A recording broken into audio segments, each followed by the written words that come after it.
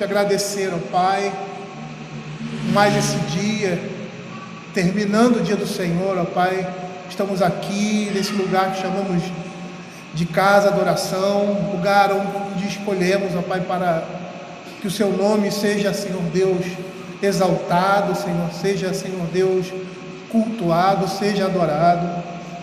Te pedimos agora, Pai, nesse momento tão singular, desse culto que é dedicado ao Senhor e somente a Ele, que a Tua palavra seja trazida agora, Pai, ao coração da Tua igreja.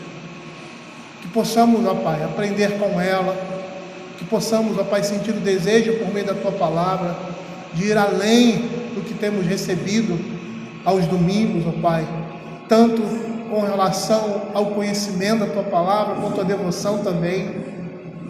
Que o Senhor, por meio da Tua palavra, possa gerar cada dia mais em nós esse desejo de uma vida santa, de uma vida de integridade, de santidade diante do Senhor.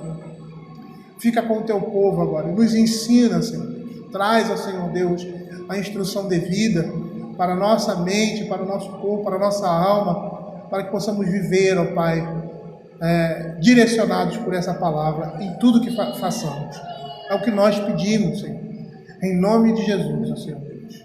Supre as nossas necessidades, ó Senhor Deus, e vai muito além das nossas capacidades, com o Teu Espírito Santo, tanto na exposição quanto no ouvir da Tua palavra. É o que nós pedimos, em nome de Jesus. Amém.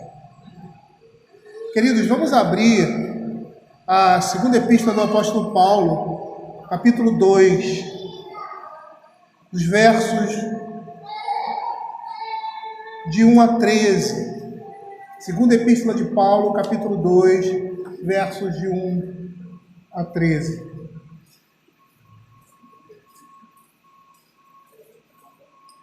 Timóteo, desculpa. Timóteo, desculpa. São as férias. Hoje de manhã eu esqueci de fazer a leitura devocional. O Rafael me chamou a atenção para isso. Eu falei, são as férias. A gente está se organizando.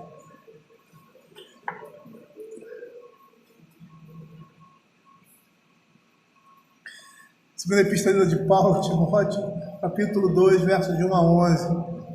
E hoje, provavelmente, nós vamos ficar somente nos 2 primeiros versos. Tá? A gente tem muita coisa para explorar aqui nesse texto do apóstolo Paulo. Eu sempre gosto de falar disso, né? A oportunidade que você tem de expor um texto em minúcias e, de repente, tocar em determinados pontos em que o texto necessariamente não diz diretamente. Não é um texto por pretexto, mas é uma coisa que puxa a outra. E explorar toda a riqueza e toda, vamos dizer assim, a abrangência ou amplitude do texto bíblico, até onde, na nossa limitação, a gente pode alcançar. Eu poderia fazer uma exposição direta desses 13 versos, resumindo e tocando em pontos básicos, mas eu prefiro, melhor dizendo, parar e falar sobre cada assunto e me deter em cada ponto especificamente, a explorar ao máximo o que o texto bíblico nos diz. E não é surpresa quando vemos outros irmãos expondo o mesmo texto e falando de outras verdades que nós não comentamos aqui, mas que estão inseridas nesse texto da Escritura, porque a Bíblia é rica mesmo. Eu vou fazer essa leitura e nós vamos nos deter inicialmente, creio eu, nos 2 primeiros versos. Diz assim: Tu, pois, filho meu, fortifica da graça que está em Cristo Jesus. E o que de minha parte ouviste, através de muitas testemunhas, isto mesmo transmite a homens fiéis e também idôneos para instruir a outros. Participa dos meus sofrimentos como bom soldado de Cristo. Nenhum soldado em serviço se envolve em negócio dessa vida, porque o seu objetivo é satisfazer aquele que o arregimentou. Igualmente, o atleta não é coroado se não lutar segundo as normas. O lavrador que trabalha deve ser o primeiro a participar dos frutos. Pondera o que acabo de dizer, porque o Senhor te dará compreensão em todas as coisas. Lembra-te de Jesus Cristo, ressuscitado de entre os mortos, descendente de Davi, segundo o meu evangelho, pelo qual estou sofrendo até algemas, como malfeitor, contudo a palavra de Deus não está algemada. Por esta razão tudo suporta por causa dos eleitos, para que também eles obtenham a salvação que está em Cristo Jesus com eterna glória. Fiel é esta palavra. Se já morremos com Ele, também viveremos com Ele. Se perseveramos, também com Ele reinaremos. Se o negamos, Ele por sua vez nos negará. Se somos infiéis, Ele permanece fiel, pois de maneira nenhuma pode negar-se a si mesmo. Nós vimos no primeiro capítulo da Epístola de Paulo a Timóteo, ele admoestando e estimulando Timóteo ao exercício do ministério com diligência e coragem. E naquele capítulo, como aqui também, ele chama esse pastor a participar dos sofrimentos dele, a participar dos sofrimentos de Paulo a favor do Evangelho, mantendo o padrão dessas palavras. E quando ele diz isso, chamando Timóteo a participar dos sofrimentos, a ideia não era só participar dos sofrimentos do apóstolo Paulo, como ele estava sofrendo também, ali naquele momento por causa do Evangelho, mas era sofrer como ele estava sofrendo por causa do Evangelho. Nesse segundo capítulo, o apóstolo Paulo vai, de uma forma bastante particular, estimulá-lo no combate à fé e no sofrimento por Cristo. E eu gostaria de dar uma visão geral aqui do capítulo 2. Paulo, nesse capítulo, dá a Timóteo exortações e orientações que podem ser de grande utilidade para outros ministros e também para os cristãos. Em primeiro lugar, aqui no verso 1, ele anima Timóteo em seu trabalho, mostrando onde deve buscar ajuda. Tu, pois, filho meu, fortifica-te na graça que está em Cristo Jesus. Logo em seguida, no verso 2, ele fala da transmissão do ensino da palavra de Deus para capacitar outros a ensinarem essas mesmas verdades. E aqui, nesse verso 2, nós temos o aspecto da sucessão ministerial, da sucessão pastoral, no ofício de presbíteros e pastores, para que o ofício não morresse com ele.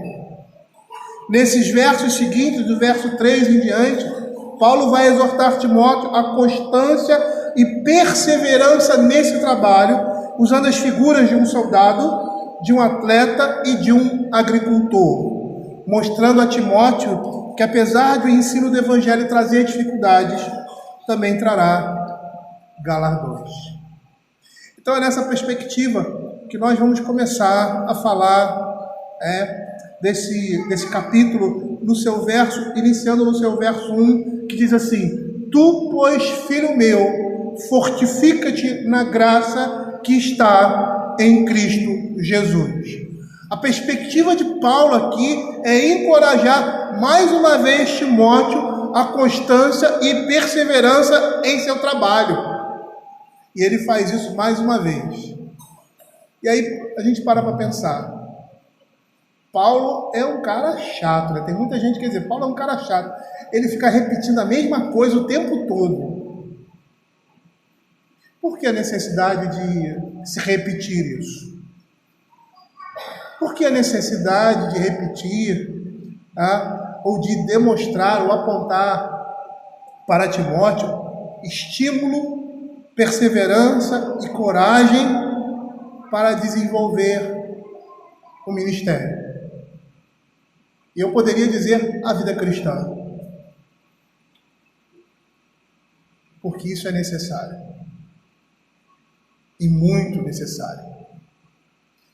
Eu não sei se vocês se lembram do tempo em que vocês estavam com os seus pais, né? Quando eles ficavam martelando nas nossas cabeças a mesma coisa várias vezes.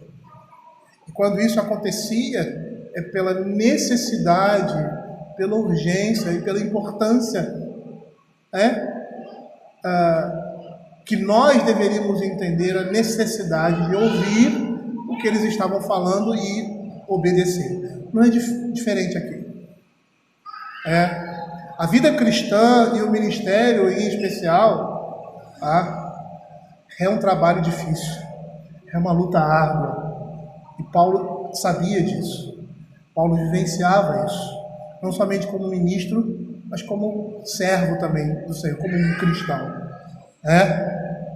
E em vista de tudo que Paulo diz a Timóteo no capítulo 1, os exemplos de firmeza e fé, e aí ele cita Lloyd, Onesífero, e o próprio apóstolo Paulo, ele, Timóteo, deveria ser diligente e corajoso em seu chamado. E por quê? Porque o Senhor tem dado a todo crente, e em especial aos ministros do Evangelho, um espírito de coragem e fé. E nós precisamos ser lembrados disso, estimulados para essas coisas. A vida cristã, ela é muito semelhante à vida de um atleta, ou de um, vamos dizer assim, de uma pessoa que quer ter o corpo fortificado. Eu não sei se vocês já viram, o fisiculturismo, que são homens que se dedicam a desenvolver os músculos por competição. E eles fazem de tudo para que ficarem aqueles homens fortes, assim, que nem eu, grandões e fortes, E eles empregam todo tipo de exercício e tem um tipo de alimentação para que esses músculos sejam fortificados. É lógico que o objetivo deles é momentâneo, é levantar peso e demonstrar um corpo, forte, desproporcional, aquela coisa toda. Mas nós sabemos que existem profissões como o militarismo, os atletas, que têm a necessidade de fazer isso para usar o seu corpo e desenvolvê-lo no seu serviço, nas suas atividades. E eles precisam sempre voltar a fazer os mesmos exercícios e ter essa constância, como um atleta, correr várias vezes. Ter um hábito ali de fazer aquela musculação, aquele exercício para fortificar uma determinada parte do corpo, porque é necessário para aquilo que ele desenvolve. Na vida cristã não é diferente.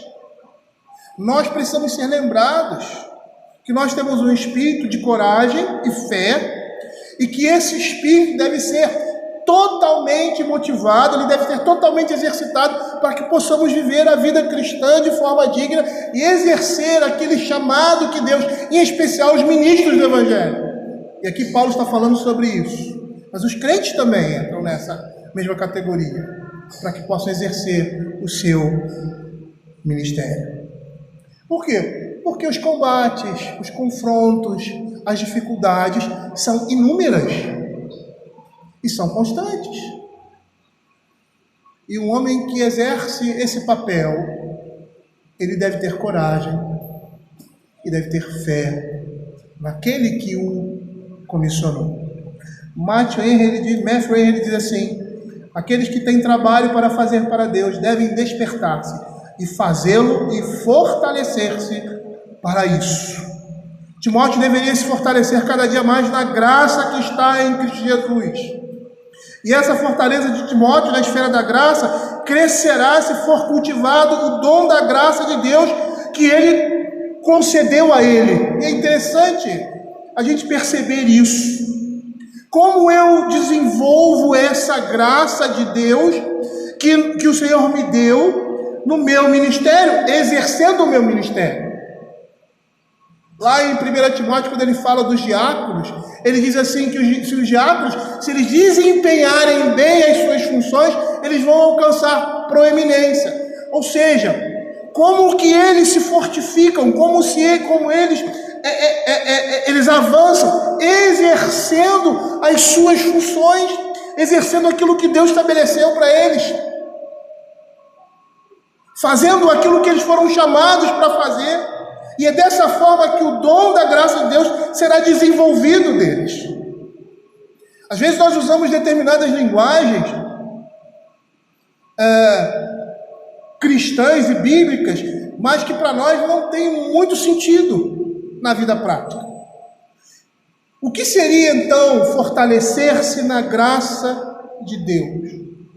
Timóteo é chamado para fazer isso. E nós, como crentes, a exemplo dele, que era um ministro, também é chamado para fazer, somos chamados para fazer isso, para desenvolver a graça de Deus na nossa vida, para nos fortalecer dessa graça.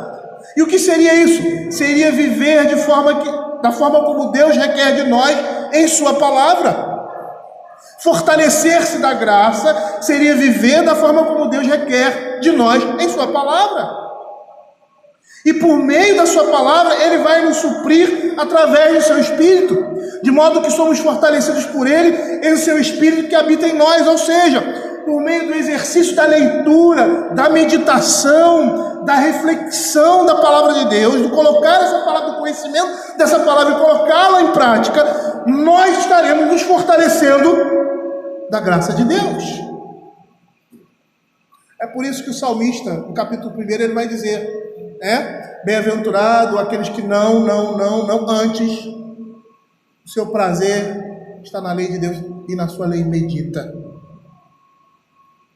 Essa meditação na palavra de Deus, desejo de conhecer a Deus por meio da sua palavra, para viver por meio dessa palavra, que nos fortalece na graça que está em Cristo Jesus. Hoje de manhã o Alexandre falou uma coisa interessante, que também poderia ser traduzido como fortalecer-se na graça de Deus, a utilização dos meios de graça.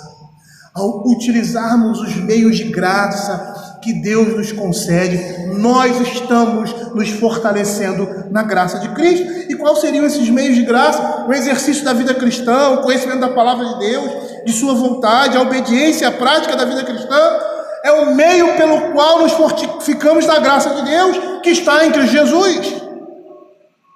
É dessa forma, e era dessa forma que Paulo estava falando para Timóteo, para que ele se fortificasse da graça de Deus. E um dos aspectos importantes aqui, exerça o seu ministério com diligência. Dessa forma, você estará se fortificando na graça de Deus.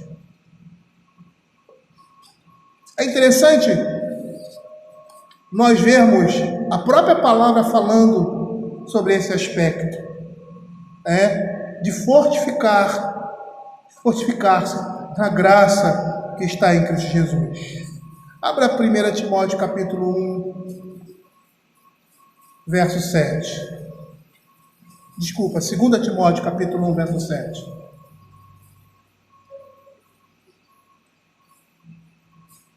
Perceba que esse verso, ele subentende, ou ele expressa isso que Paulo está dizendo aqui no capítulo 2, verso 1. Fortifica-te na graça que está em Cristo. Ele diz assim, porque Deus não nos tem dado espírito de covardia, mas de poder, de amor e de moderação. Se nós percebêssemos, olhássemos para todo o texto que está relacionado a esses versos, nós vamos perceber ali Paulo falando do exercício do ministério com diligência. Esse exercício do ministério com diligência faria com que Timóteo ficasse mais forte, se fortalecesse na graça de Deus que está em Cristo Jesus. Abra Josué capítulo 1, verso 7.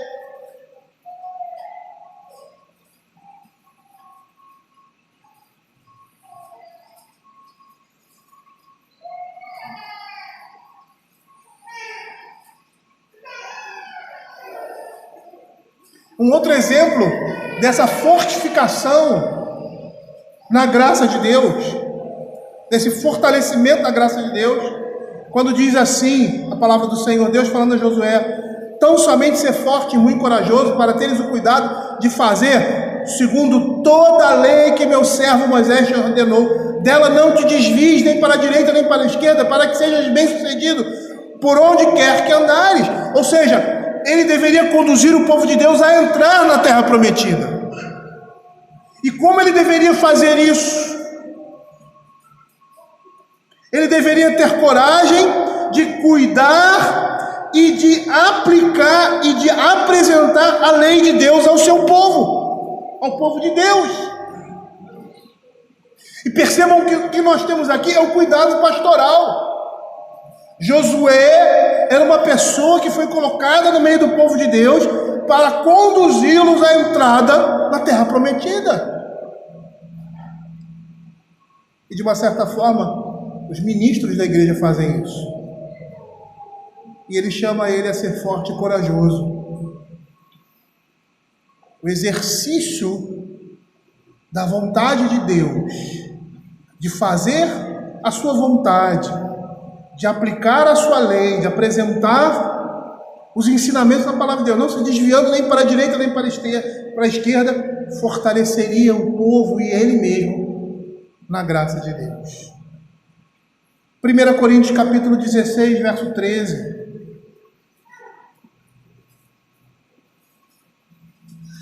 Olha o que Paulo vai dizer.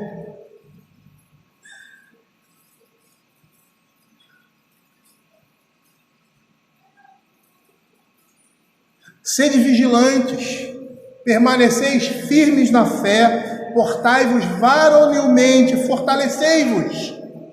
Se nós formos observar o contexto aí desses versos, nós vamos perceber que o que está em jogo é o exercício na vida cristã da igreja de Corinto.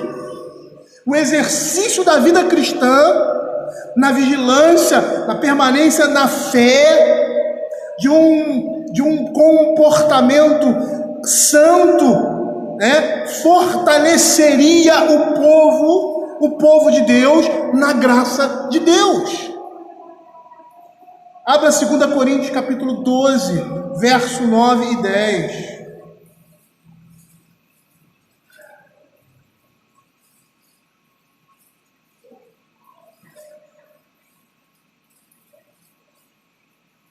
A palavra de Deus diz assim: então ele me disse, a minha graça te basta, porque o poder se aperfeiçoa na fraqueza. De boa vontade, pois, me gloriarei nas fraquezas, para que sobre mim repouse o poder de Deus.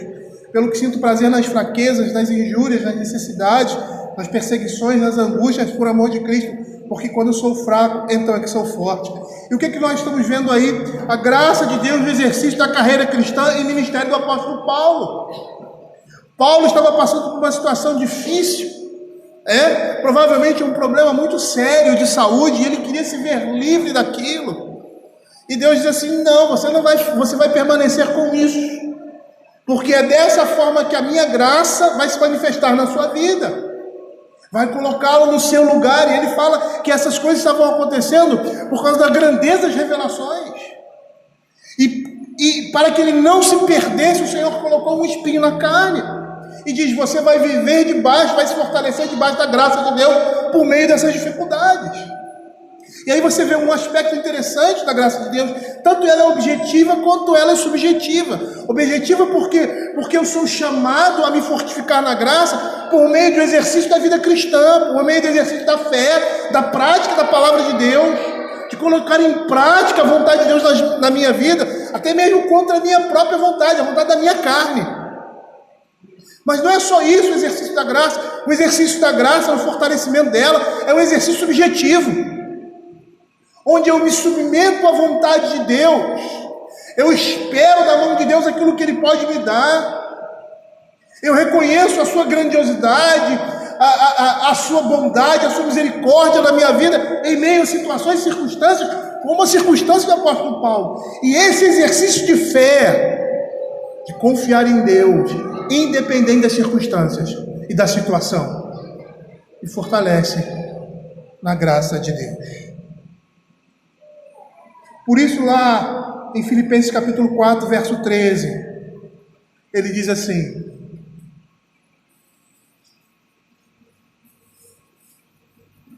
tudo posso naquele que me fortalece.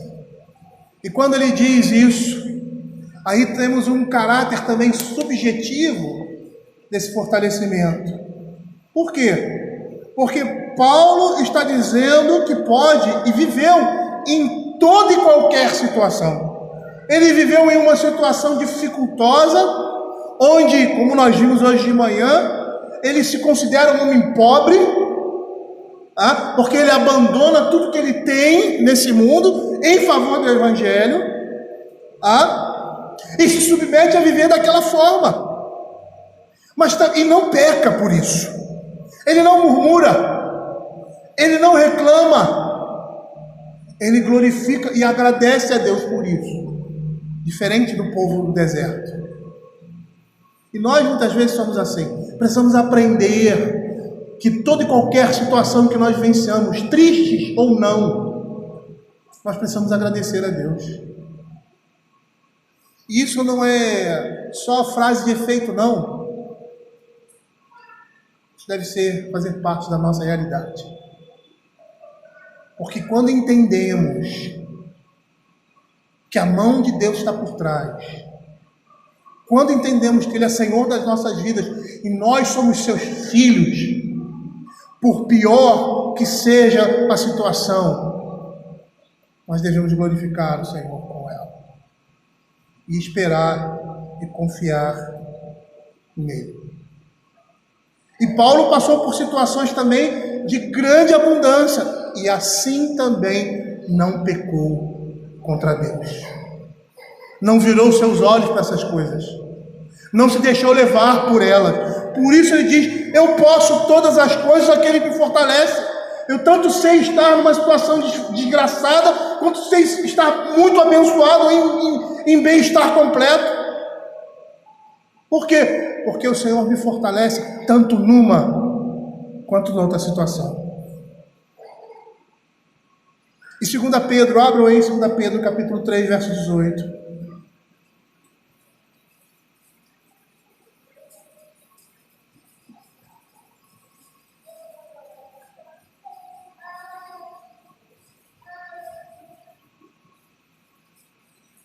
Que ele diz assim: antes crescei na graça e no conhecimento do nosso Senhor e Salvador Jesus Cristo. Quando você fala em crescer no conhecimento, é algo mais objetivo, é conhecer mais profundamente a Deus. E quando você quer conhecer mais profundamente uma pessoa, você passa a ter intimidade com essa pessoa, passa a ter comunhão com essa pessoa. Então fica fácil para nós entendermos que Pedro está dizendo ali, crescer no conhecimento, mas crescer na graça. O que seria crescer nessa graça? Porque é a graça de Deus e é Ele quem dá. Quando eu vivo a vida cristã com integridade, quando eu busco fazer a vontade de Deus, quando eu tento amoldar a minha vida, aquilo que a palavra de Deus diz, porque é o melhor para mim, não é só porque é o melhor para mim, não, mas porque Ele, o amado da nossa alma, exige isso de nós, espera isso de nós. Quando eu me contento com aquilo que Ele me dá e submeto a minha vida e os meus desejos e anseios, aquilo que a palavra de Deus me apresenta, ou seja, aquilo que o Senhor Jesus mostra na sua palavra, eu estarei crescendo na graça de Deus. Perceba que o contexto aí é a força para viver, de 2 Pedro 3,18, se você ler aí esse contexto dos capítulos, dos versos anteriores e posteriores, você vai perceber que a ideia é a força para viver a vida reta, tendo-se firmado na palavra de Deus. Fortalecer-se na graça também é uma disposição de ânimo que se submete à vontade de Deus, que confia e aguarda no Senhor de forma fiel à conclusão de todas as coisas. E é por isso que Paulo, lá em Efésios capítulo 6, verso 10, ele diz assim: quanto ao mais, é como se ele estivesse dizendo da seguinte forma: ao que eu não disse ainda, até esses 5 versos aqui, ou esses 5 capítulos de Efésios, quanto ao mais, sede fortalecidos no Senhor e na força do seu poder. Olha que William Hendricks vai falar sobre esse verso. Ele diz assim: finalmente, parafraseando Paulo, busquem sua fonte de poder no Senhor e na força do seu poder. É o exercício ou a manifestação do poder do Senhor o que constitui o poder dos crentes. E a parte de Cristo, os cristãos não podem fazer nada.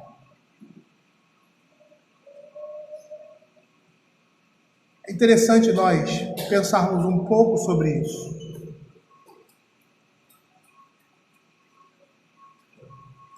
O que seria fazer algo à parte de Cristo? Abra João capítulo 15, versos de 1 a 5. É quando queremos fazer a nossa vontade e não a vontade dele. É quando queremos conduzir as nossas vidas de uma forma contrária àquilo que ele expressa em sua palavra. Isso é viver a parte de Cristo. Ele diz assim: eu sou a videira verdadeira e meu pai é o agricultor. Todo ramo que estando em mim não der fruto, ele o corta. E todo que dá fruto limpa, para que produza mais fruto ainda. Vós estáis limpos pela palavra que vos tenho falado. Permanecei em mim e eu permanecerei em vós.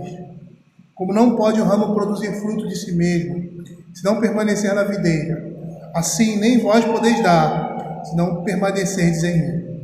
Eu sou a videira, vós os ramos. Quem permanece em mim e eu nele, esse dá muito fruto, porque sem mim nada podeis fazer. O salmista, no Salmo 1, ele vai comparar o crente que medita na palavra de Deus. Ou seja, permanecer em Cristo, permanecer na videira, é crer nele e viver por meio da sua palavra. É isso que significa. O salmista vai dizer lá que o crente, o justo, ele é como uma árvore que é plantada junto à corrente de águas e que todo tempo é alimentado e que por causa disso, no devido tempo, dá o seu fruto. Essa é uma imagem que representa o homem que teme ao Senhor e medita na palavra dele, ou seja, vive por meio dessa palavra. A palavra de Deus o alimenta por meio do Espírito Santo e ele vai produzir frutos para a vida eterna. Ele vai viver nesse mundo de forma a agradar ao Senhor em santidade de vida. Na perspectiva no nosso contexto, da forma como Deus quer que nós vivamos como servos e filhos dele.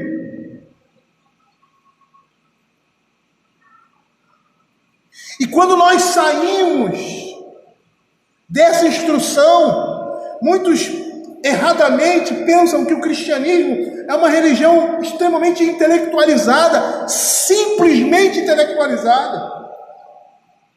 E por causa disso você tem várias situações e contextos, até igrejas, né? E até igrejas pagãs, que acham que o conhecimento é algo que salva, o conhecimento é algo extraordinário, é um Deus na vida daquela religião.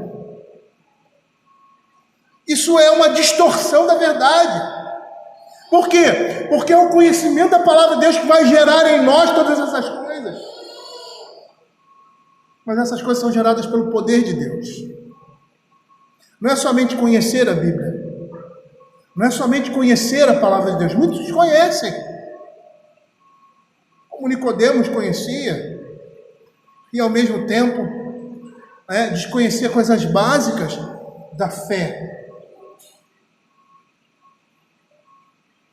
É a ação do Espírito Santo de Deus na vida do seu povo por meio da revelação de quem é Cristo, de quem é Deus, de qual é o nosso propósito nesse mundo, por que fomos chamados, por que nós estamos aqui, qual é o fim principal do homem. E se esse é o fim principal do homem, nós precisamos atingir esse objetivo aqui nesse mundo de imperfeição, que é glorificar a Deus e gozá-lo eternamente. Somos como galhos cortados de uma videira.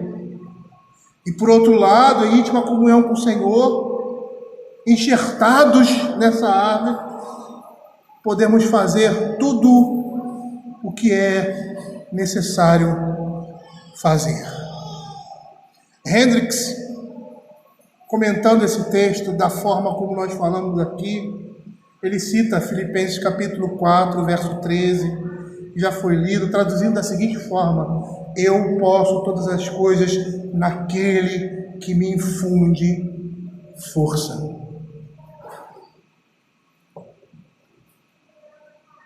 É a ação do Espírito Santo de Deus, por meio da sua palavra. Por isso que essa palavra é importante na vida do crente. Porque ela não só fala do próprio Cristo, mas ela é o próprio Cristo. E quando nós olhamos nessa perspectiva, nós vamos ver que o poder do Senhor é infinito.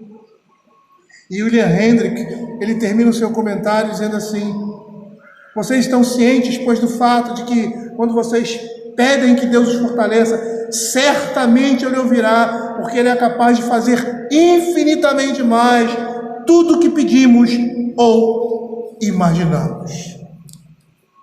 E aí ele fala dessa forma porque ele cita Efésios capítulo 3, verso 20, que diz assim: ora, aquele que é poderoso para fazer infinitamente mais tudo quanto pedimos ou pensamos, conforme o poder que opera em nós. Matthew Henry nos diz o seguinte: à medida que nossas provações aumentam, precisamos nos tornar mais fortes do que é bom. Nossa fé mais forte, nossa resolução mais forte, nosso amor a Deus e a Cristo mais forte. Não podemos ser fortes em nossas próprias forças. E aí ele diz: sejam fortes, diz Paulo, parafraseando Paulo, não confiando em sua própria suficiência, mas na graça que está em Cristo Jesus. Por isso Paulo vai dizer: fortalecei-vos no Senhor e na força do seu poder. E é interessante porque isso vai tocar toda a nossa vida. Porque nós vamos entender que nós não podemos fazer nada sem o poder de Deus. Nem as mínimas coisas. Ao desempenhar as nossas atividades corriqueiras, nós devemos nos lembrar de que é o Senhor que nos capacita. Nós devemos pedir força a Ele para exercermos as nossas atividades seculares, entendendo que é Ele que nos dá força, como diz lá em Deuteronômio. Nós precisamos reconhecer isso e cada dia mais nos fortalecer na graça de Deus, que se manifesta por meio da palavra de Deus em nossas vidas e que reflete na maneira como nós lidamos com as coisas ao nosso redor. Sejam as mínimas coisas, a nossa profissão, a nossa função dentro de casa, com os nossos filhos, com as nossas esposas, entendendo que somos sustentados pela graça de Deus. Não é a nossa capacidade, é a capacidade que Deus está nos dando por meio da sua palavra, pela sua graça. E todas as vezes que tentamos fazer as coisas mínimas que sejam, pela nossa própria força,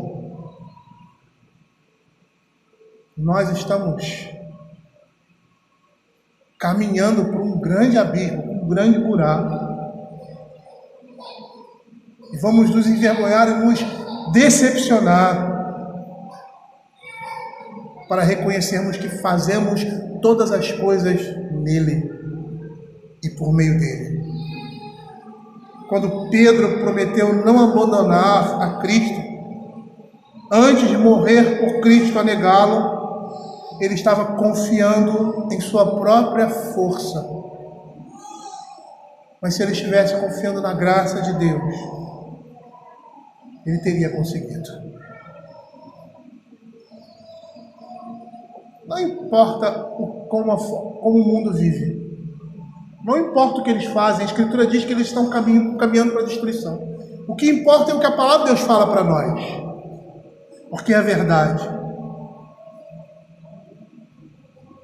Nós precisamos perceber que a nossa vida deve ser permeada por isso. Nós não estamos vivendo aleatoriamente a parte de Deus. No momento em que você abre o olho, e no momento em que você está dormindo, o Senhor está presente. É isso que ele diz lá, Salmo 127. Aos seus amados ele dá enquanto dorme. Nós precisamos reconhecer que tudo que nós fazemos, devemos fazer na força do poder de Deus, entendendo que é Ele que nos capacita para as menores coisas. Alguns irmãos aqui lembram desse período, quando estávamos ainda como congregação da Igreja Presbiteriana de Caraí, quando o reverendo Rubens teve um sério problema de saúde, ficou quase à morte, e pela graça de Deus ele foi restaurado, e ele ficou muito tempo no hospital. E ele disse uma coisa muito interessante, que o senhor Emílio até comentou comigo na época. Ele disse que naquele tempo ele estava sem sentir cheiro, sentir sabor, sabe? Coisas básicas.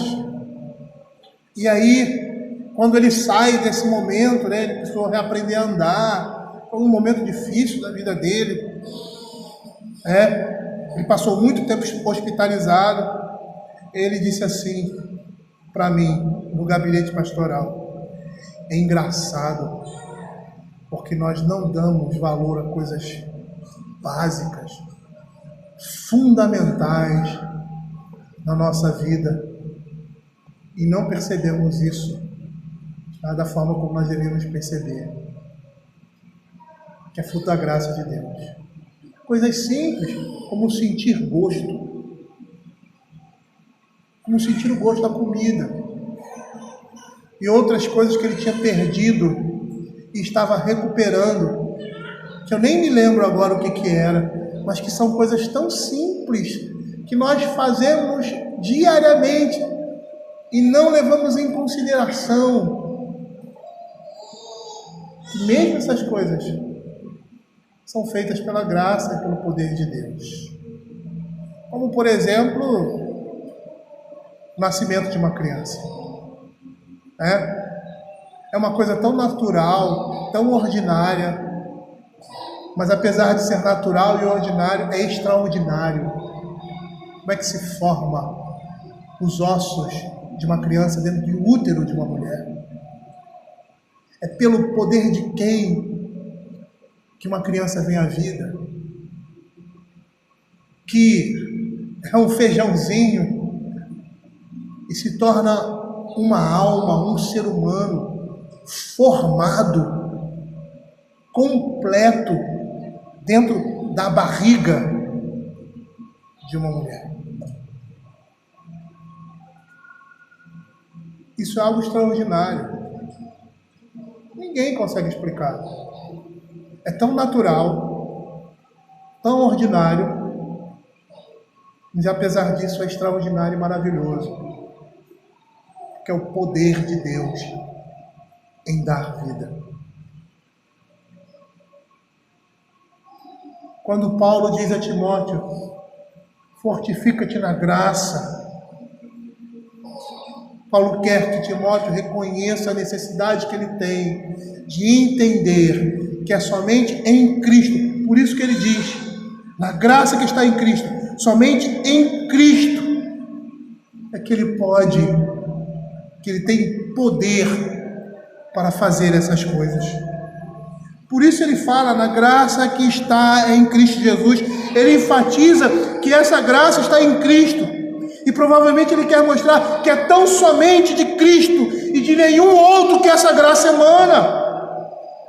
E também para que nenhum cristão se visse privado dela, pois nós sabemos que todos os crentes genuínos participam dessa mesma graça que está em Cristo Jesus, que Paulo fala para Timóteo se fortificar. Matthew Henry, quando comenta sobre esse texto, ele diz assim: observe que existe graça em Cristo Jesus, porque a lei foi dada por Moisés, mas a graça e a verdade vieram por Cristo. Existe graça suficiente nele para todos nós. Devemos ser fortes nessa graça, não em nós mesmos, em nossa própria força, ou na graça que já recebemos, mas a graça que está nele, e que é o caminho para ser forte na graça de Deus. E como um pai encoraja e exorta um filho, Paulo exorta Timóteo com grande ternura e afeição, dizendo essas palavras: tu, pois, filho meu, fortifica-te na graça que está em Cristo Jesus.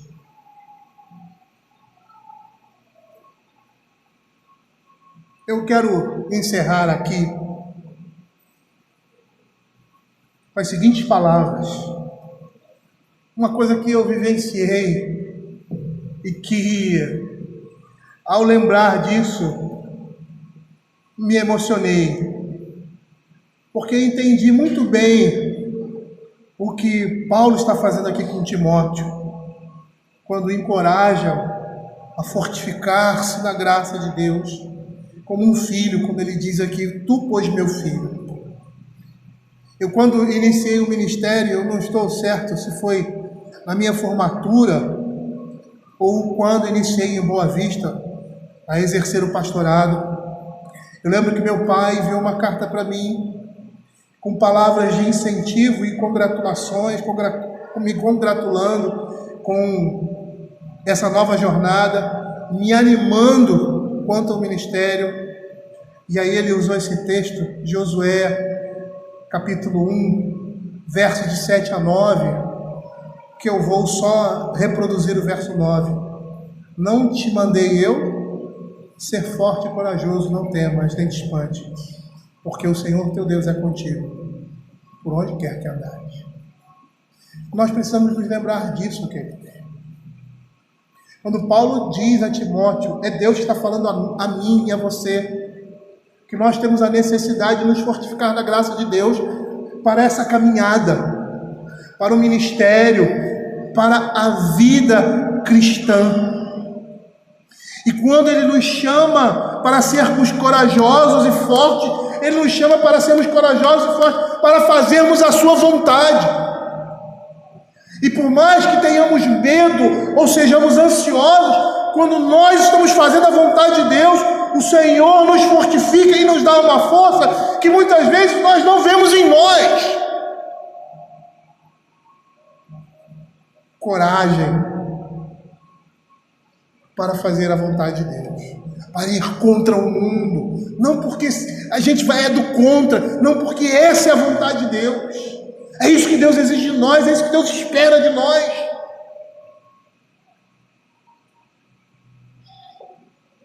Coragem e força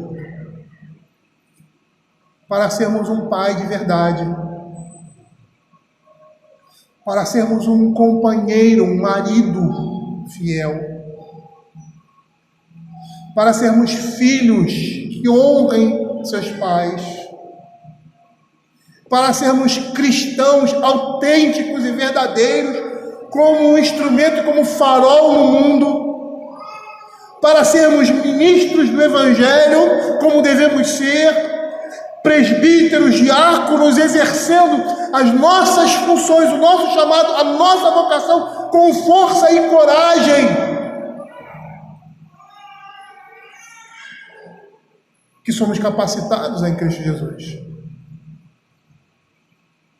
Precisamos dar o primeiro passo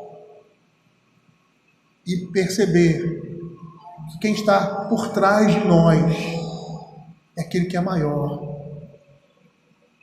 que esse mundo.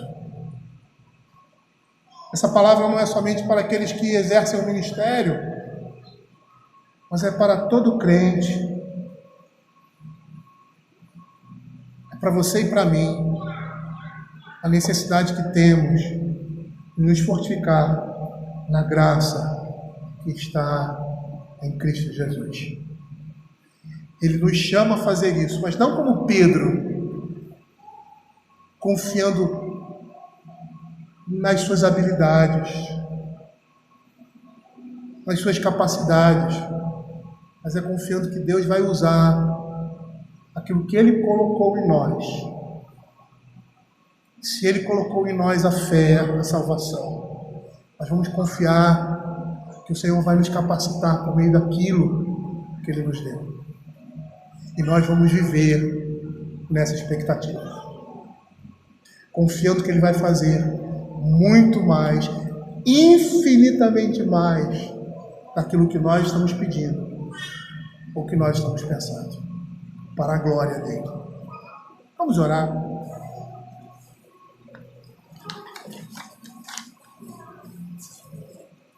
Senhor Deus, Pai Todo-Poderoso, eu quero te pedir, Senhor Deus, que nessa noite o Senhor esteja despertando a tua igreja, Senhor Deus, para a necessidade da total dependência de Deus. Entender que é o Senhor que nos dá força, como diz a palavra de Deus, para adquirir riqueza. O Senhor nos dá inteligência, nos dá capacidade para viver nesse mundo de forma santa, para nas nossas atribuições e atividades exercermos uma fidelidade ao Senhor e, por meio dessa fidelidade, Senhor Deus, pregarmos o Evangelho de Cristo nesse mundo que está tão necessitado, tão carente de conhecer o Evangelho da graça de Deus.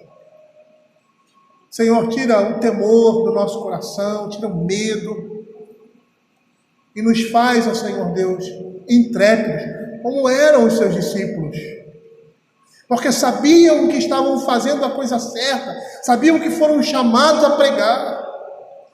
Como Paulo, muitas vezes, em certa situação da sua vida, ele teve uma visão e o Senhor dizendo para ele: Paulo, não tema, você vai para lá e vai pregar naquela cidade. E Paulo foi pregar e foi preso muitas vezes, foi açoitado muitas vezes, mas estava confiante, porque estava sendo fortalecido pelo poder de Deus, porque fazia a vontade daquele que o arregimentou. E nós cristãos, ó Pai, devemos ser assim. Não devemos temer perder emprego, perder prestígio ou honra, ou ser colocado para trás por tomar uma posição firme diante do mundo em relação a Cristo e o Evangelho. Sabendo que nós fomos chamados para isso e que o Senhor vai honrar a nossa intrepidez, a nossa firmeza em relação ao Evangelho. E por meio de todas essas coisas, o seu nome será glorificado. Fica conosco, Pai. É o que nós pedimos, em nome de Jesus. Amém.